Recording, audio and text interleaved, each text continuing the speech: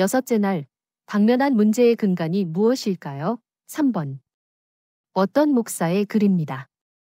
40일 기도회에 참여하는 어느 여신도와 이제 막 전화 통화를 끝냈습니다. 그 여신도는 이 기도회가 자신의 삶을 완전히 변화시켰다고 말했습니다. 그는 자신의 영적 삶에 무언가 결핍되어 있다는 것을 알면서도 그게 무엇일까? 평생 궁금했었는데 이제서야 알았다는 것입니다. 바로 성령입니다. 목사님도 그 여신도의 간증을 들었더라면 좋았을 뻔했습니다. 자신이 이제 하나님과 관계를 맺고 있음을 일생 처음으로 자각했답니다. 주위 사람들도 그 변화를 의식했다고 합니다. 많은 사람이 자신의 삶에 무언가 결핍된 것을 자각하지만 그것이 무엇인지 꼭 집어내지는 못합니다. 그들은 무언가 갈망하면서도 그게 무엇인지도 모르고 어떻게 얻는지도 모릅니다. 저는 고린도전서 3장 3절에 아직도 라는 단어가 사용된 것을 참 다행으로 여깁니다. 너희는 아직도 육신에 속한 자로다. 이 말씀은 육신적 사람이 영적으로 변화될 가능성이 있다는 것을 암시합니다. 아무도 육신적 상태에 머물러 있을 필요가 없습니다. 그들은 교회 안에 있으므로 언젠가 깨닫고 변화될 수 있습니다. 우리가 고려해야 할 문제의 다른 측면은 시기와 분쟁입니다. 사도 바울은 고린도 교회 안에 이런 문제가 있음을 듣고 이 교인들은 육신적이다. 신령한 삶을 사는 대신 육신적 삶을 살고 있다. 라고 결론지었습니다. 그들의 삶이 종교적 특색을 가졌다는 것 외에는 그들은 자연인처럼 행동했습니다. 그렇다면 교회 안의 긴장 상태가 주로 육신적 신자들에 의해 야기되는 것입니까? 예수님 당시의 바리새파와 사두개파는 상호 앙숙이었습니다. 그러므로 그 옛날부터 교회 안에 보수파와 진보파 사이의 경쟁의식이 존재했다는 것입니다. 한 편은 유별나게 엄격했고 다른 편은 비교적 온건했습니다. 그런데 문제는 양쪽 다 자기 편이 바른 성경 해석을 하고 있다고 주장한 것입니다. 그러나 예수님에 의하면 양편이 똑같이 육신적이었고 성령 충만을 받지 못했습니다. 똑같은 현상이 오늘날에도 가능합니다. 보수적 그리스도인들도 얼마든지 육신적일 수 있습니다.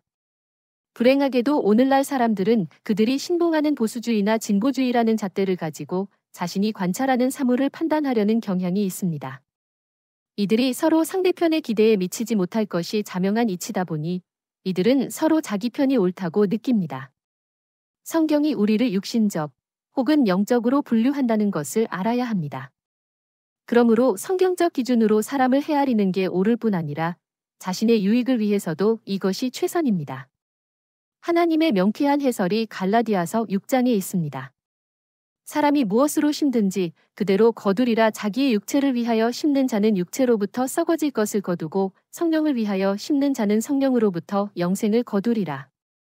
육신적 사람들도 예수님을 따르기 좋아하고 예수께 인정받기 원합니다. 단지 문제는 그들이 자신의 삶을 전적으로 예수께 드리지 않았다는 것입니다. 아니면 현재 뒤로 물러간 사람들입니다. 아마 무의식 중에 이들은 하나님의 뜻과 자신의 소원을 동시에 만족시키며 살기를 바라는지도 모르겠습니다. 그렇게 될 수는 없습니다. 그런 사람들은 필경 자신의 의지를 따라가게 되어 있습니다. 그의 가슴 속엔 두 혼이 거하고 있다. 라는 말이 있지요. 하나님께서 이런 상황에서도 성령을 주실까요? 야고보서 4장 3절의 해답이 있습니다. 구하여도 받지 못함은 정욕으로 쓰려고 잘못 구하기 때문이라. 잘못 구한다는 것은 육신적 마음으로 구한다는 뜻입니다. 이런 요구에 하나님께서 응하신다면 이는 단지 자부심을 부추기는 결과를 초래할 뿐입니다. 육신적 교인들은 결국 인간적 능력과 재능으로 살아가는 사람들입니다. 이들은 계시록 3장 16절에서는 뜨뜻미지근하다, 마태복음 25장의 비유에서는 미련하다 라고 묘사되었습니다. 왜 예수께서 육신적 교인을 뜨뜻미지근하다고 하십니까? 왜 수많은 그리스도인이 성령과 깊은 교제에 들어가지 못합니까? 이 질문의 답을 찾기 위해 우리는 먼저 라오디게아 교회의 상태를 고찰할 필요가 있습니다. 예수께서 라오디게아 교회의 신자들을 뜨뜻미지근하다고 하신 이유가 무엇입니까? 분명한 답이 여기 있습니다.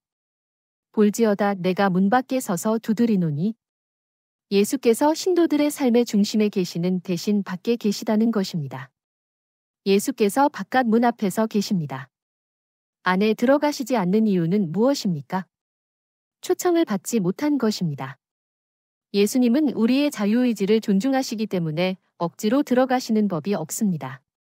신자들이 예수님을 문 밖에 서 계시게 하는 데는 몇 가지 이유가 있겠습니다. 어떤 이들은 바리새인 니고데모와 같이 단지 지능적, 이지적 차원에서 영적 삶을 영위합니다. 이들은 그리스도인으로 산다는 것이 무엇인지 전혀 모릅니다. 또 어떤 이들은 젊은 부자법관의 경우와 같이 예수님의 제자가 되기 위하여 지불해야 하는 액수가 너무 비싸고 치러야 하는 희생이 너무 크다고 느낍니다. 예수님의 제자가 되려면 자기 부정과 삶의 전적인 개혁이 요구됩니다. 또 자아는 하나님께 전적으로 의탁되어야 합니다. 예수님을 바깥에서 계시게 하는 또 다른 이유는 부주의와 태만입니다. 이들의 문제는 예수님과 개인적으로 교제하는데 충분한 시간을 소비하지 않는 것입니다. 반복하여 강조합니다. 교회가 뜨뜻미지근한 이유, 볼지어다 내가 문 밖에 서서 두드리노니. 신자들의 삶의 중심에 예수님이 계시지 않습니다. 예수님은 문전박대를 받으십니다. 예수님은 신자들의 삶에서 가장 중요하지 않습니다.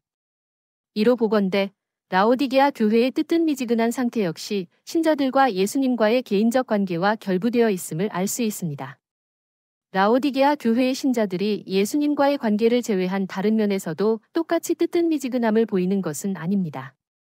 예를 들어서 자기 부인을 등한히 하면서 직업에 아주 충실할 수 있습니다. 부부관계에 뜨뜻미지근하면서 직책에는 충직할 수 있습니다. 독실한 교인, 여심 있는 교회 직원, 목사나 합회장이라도 예수님과의 관계라는 점에서는 뜨뜻미지근할 수 있습니다. 하나님 사업에 너무 바빠서 예수님과의 개인적 관계가 소홀히 될 수 있습니다. 뜨뜻미지근함이라 불리는 이 문제는 제거되어야 합니다. 우리가 하나님 사업에 너무 바빠서 사업의 주인이신 하나님을 소홀히 할 수밖에 없다면 이는 참으로 불행한 일입니다. 열 처녀의 비유. 예수님의 열 처녀의 비유가 신도들의 영적, 육신적 상태에 관하여 우리에게 무엇을 가르쳐 줍니까? 그들 모두 처녀였습니다. 그들 모두 성경을 기초로 한 순수한 믿음을 가졌습니다. 그들 모두 등을 가졌습니다. 그들 모두 성경을 가졌습니다. 그들 모두 신랑을 맞으러 갔습니다. 그들 모두 재림을 기다리고 있었습니다. 그들 모두 졸며 자고 있었습니다. 그들 모두 외치는 소리에 깨어났습니다. 그들 모두 등을 준비했습니다. 그들이 준비한 모든 등이 빛을 발했습니다. 그들 중 절반이 자기의 등이 꺼져감을 알아챘습니다. 이들 모두 등을 준비했고 모든 등이 빛을 내고 있었습니다. 그러나 빛을 내려면 에너지가 필요했고 기름이 소모되어야 했습니다. 잠시 후에 그들 중 5이 자기가 들고 있던 등불들이 꺼져가고 있음을 알았습니다. 미련한 처녀들의 등도 잠시 빛을 내고 있었던 것으로 미루어 그들도 성령의 은사를 어느 정도 받았음을 알 수 있습니다. 그러나 그것으로 충분치 않았습니다. 두 부류의 차이점은 그들이 가졌던 여분의 기름이었습니다. 5 미련한 처녀들이 돌아와 문을 열어달라고 했을 때 예수님의 대답은 내가 너희를 알지 못하노라 였습니다. 여분의 기름을 준비하기엔 이미 늦었습니다. 닫힌 문은 다시 열리지 않았습니다. 예수님의 선언은 우리와 예수님과의 개인적 관계가 성령의 사역과 연관되어 있음을 보여줍니다. 아무라도 성령님께 이끌림 받기를 거절하면 예수님의 인정을 받지 못합니다. 로마서 8장 8, 9절에 육신에 있는 자들은 하나님을 기쁘시게 할 수 없느니라. 만일 너희 속에 하나님의 영이 거하시면 너희가 육신에 있지 아니하고 영에 있나니 누구든지 그리스도의 영이 없으면 그리스도의 사람이 아니라. 사실상 우리는 성령을 통하지 않고서는 그리스도와 개인적인 관계를 맺을 수 없습니다. 요한일서 3장 24절에 우리에게 주신 성령으로 말미암아 그가 우리 안에 거하시는 줄을 우리가 아느니라. 다시 말해서 내가 성령의 충만을 받았다는 확신을 가질 수 있다면 내가 그리스도 안에 거한다는 확신도 가질 수 있고 그리스도께서 내 안에 거하신다는 확신도 가질 수 있습니다. 이것이 바로 40일 기도 모임에 참여했던 한 여신도의 경험입니다. 삶을 통하여 체험하기 시작한 성령의 임재로 이 여신도는 전혀 새로운 차원에서 하나님과의 관계를 시작하기에 이르렀습니다. 주위 사람들도 그의 변화된 모습을 알아보았습니다. 남부 독일에 거주하는 그 여신도가 다음과 같이 글을 보내왔습니다. 데니스 스미스 목사의 재림 준비를 위한 기도와 헌신의 40일과 개인적 신앙 부흥의 단계는 오랫동안 메말라 있던 제 삶에 큰 은혜가 되고 있습니다. 많은 교인이 공통으로 그들의 삶에 무언가 결핍되어 있다고 말합니다. 그렇지만 지금은 예수께서 어떻게 우리의 삶에 들어오시고 어떻게 우리를 변화시켜 주시는지를 경험하는 놀라운 특권을 누리고 있습니다. 예수님은 우리를 당신께 가까이 이끄시기 위하여 오늘도 일하고 계십니다. 또 어느 신도가 보내온 글입니다.